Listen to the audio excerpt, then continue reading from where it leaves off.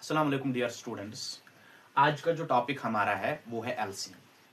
LCM और HCF हम पढ़ेंगे, फिर हम उठाएंगे एक्सरसाइज 1.1 है 10th के मैथ में, फिर हम वही उठाएंगे। एलसीएम क्या होता है? एलसीएम का जो फुल फॉर्म है, ये एक एब्रिवेशन है। इसकी जो फुल फॉर्म है वो है लीस्ट कॉमन मल्टीपल या लवेस्ट कॉमन मल्टीपल। ये जो एलसीएम है, एलसीएम एक एब्रिवेशन है। तो एलसीएम की जो फुल फॉर्म है या वो लीस्ट कॉमन मल्टीपल है, हम कह सकते हैं इसको, या इसको कह सकते हैं लवेस्ट कॉमन मल्टीपल। ये एक छोटा नंबर, लवेस्ट या लीस्ट इसको इसलिए बोलते हैं कि एक छोटा नंबर होता है। नंबर्स बहुत सारे होंगे लेकिन ये स्मॉलेस्ट नेचुरल नंबर होता है, जिस स्मॉलेस्ट नेचुरल नंबर को जो गिवन नंबर्स होंगे वो इसको एग्जैक्टली डिवाइड करेंगे। एलसीएम एक स्मॉलेस्ट नेचुरल नंबर होता है जिसको गिवन नंबर्स एग्जैक्टली डिवाइड करेंगे। एलसीएम जो है ये एक स्मॉलेस्ट नेचुरल नंबर होता है that can be exactly divided by the given numbers. ये गिवन नंबर्स बेटा कम से कम दो हो सकते हैं, दो भी हो सकते हैं, दो से ज्यादा भी हो सकते हैं। एलसीएम हमेशा पॉसिबल होता है दो या दो से ज्यादा नंबर्स पर। तो ये एक स्मॉलेस्ट नंबर होता है that can be exactly divided by the given numbers, जिसको गिवन नंबर से एग्जैक्टली डिवाइड होगा। तो आप इस बात को हम लिखेंगे, इसकी डिफिनेशन जो होता है, ये एक स्मॉलेस्ट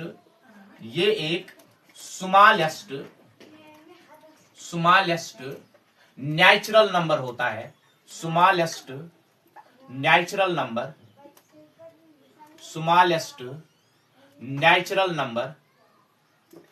that can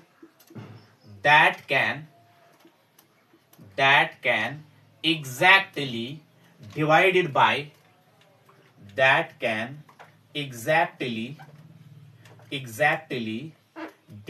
by जिसको एग्जैक्टली डिवाइड का मतलब है रिमाइंडर जीरो होना चाहिए। That can exactly divided by given numbers, that can exactly divided by given numbers।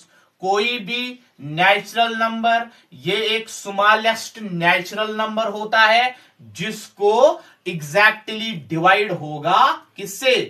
Given number से। मतलब ये स्मॉलेस्ट नेचुरल नंबर क्या होता है?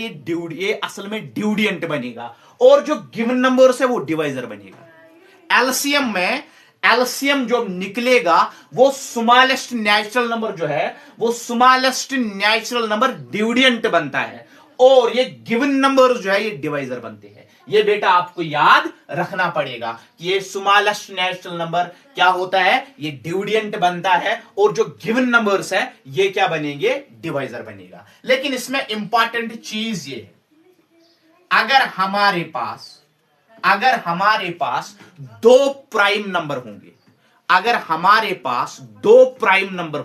हमें इनका एलसीएम निकालना है।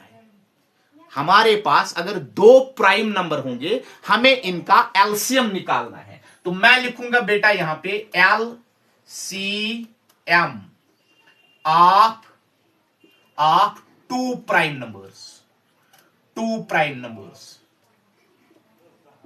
दो प्राइम नंबर अगर हमारे पास होंगे तो इन प्राइम नंबर्स का एलसीएम किसके बराबर होता है?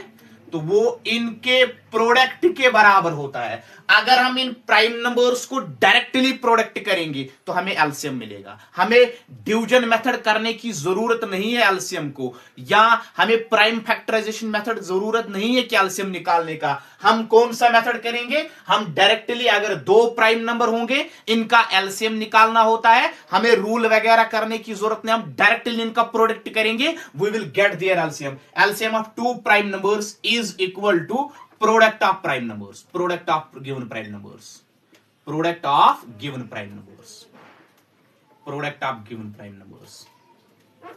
मैं आपको एग्जाम्पल से बेटा समझाऊंगा गिवन प्राइम नंबर्स।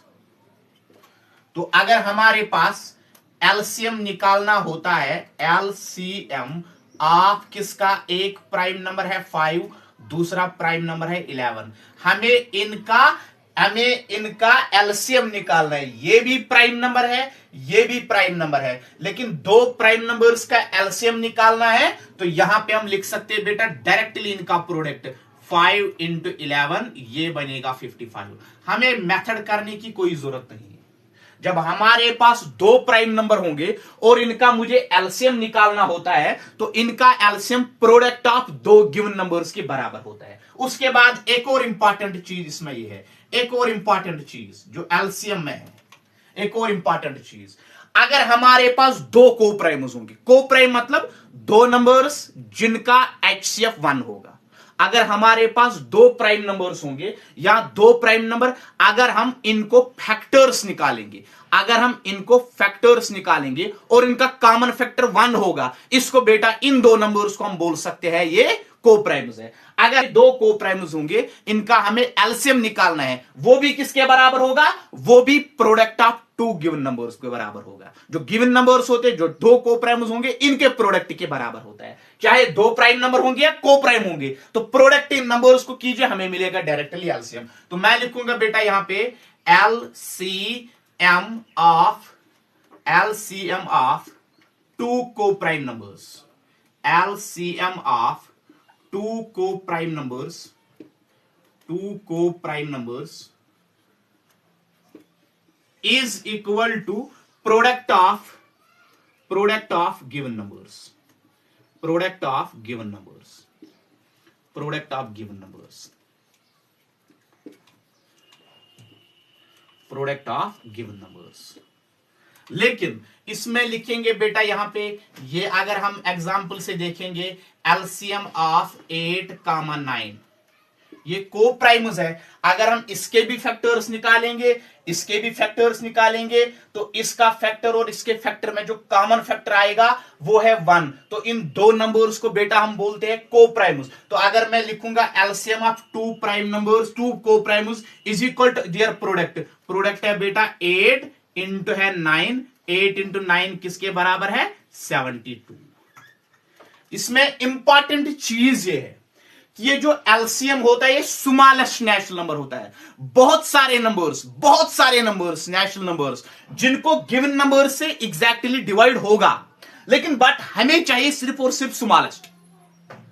अगर मैं देखूंगा बेटा कि यहां पे 110 जो है, 110 को भी ये 5 और 11 करेगा डिवाइड, लेकिन असल में रीजन क्या है, ये 55 स्मॉलेस्ट नंबर है जिसको 5 भी डिवाइड करेगा, 11 भी डिवाइड करेगा। 165 भी एक और नेचुरल नंबर है जिसको 5 भी एग्जैक्टली डिवाइड करेगा, 11 भी एग्जैक्टली डिवाइड करेगा। But we need only smallest natural number, हमें स्मॉलेस्ट नेचुरल नंबर चाहिए एलसीएम में, और एचसीएफ में हमें क्या चाहिए, ग्रेटेस्ट। यहां पे याद रखना, एलसीएम में स्मॉलेस्ट चाहिए इसलिए उसको लीस्ट बोलते हैं, ये एक मल्टीपल होता है। तो एचसीएफ में क्या चाहिए, एचसीएफ में हमें चाहिए ग्रेटेस्ट। लेकिन अब हम बोलेंगे कि मेथड्स जो है, कितने तरीके से हम निकाल सकते हैं कि एलसीएम निकाल सकते हैं, कितने तरीके से। सबसे पहला वाला तरीका जो है वो है मल्टीपल मेथड।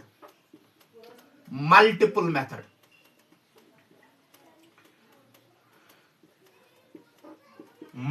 मेथड हम डायरेक्टली क्या करेंगे बेटा, अगर यहां पे एलसीएम है, एलसीएम निकालना है 5 और 11 का, मैं 5 के भी फैक्टर मल्टीपल्स निकालेंगे, 11 के भी मल्टीपल निकालेंगे। जो स्मॉलेस्ट कॉमन मल्टीपल है वही इनका एलसीएम होगा। उसके बाद दूसरा मेथड जो इसमें है वो है prime factorization method, prime factorization method. एक तो मल्टीपल मेथड है, दूसरा है प्राइम फैक्टराइजेशन मेथड, और तीसरा मेथड जो है जो हम यूज करेंगे एलसीएम निकालने के लिए, वो है short division method, division method इसको बोलते हैं, सॉरी। और जो तीसरा मेथड है वो है डिवीजन मेथड।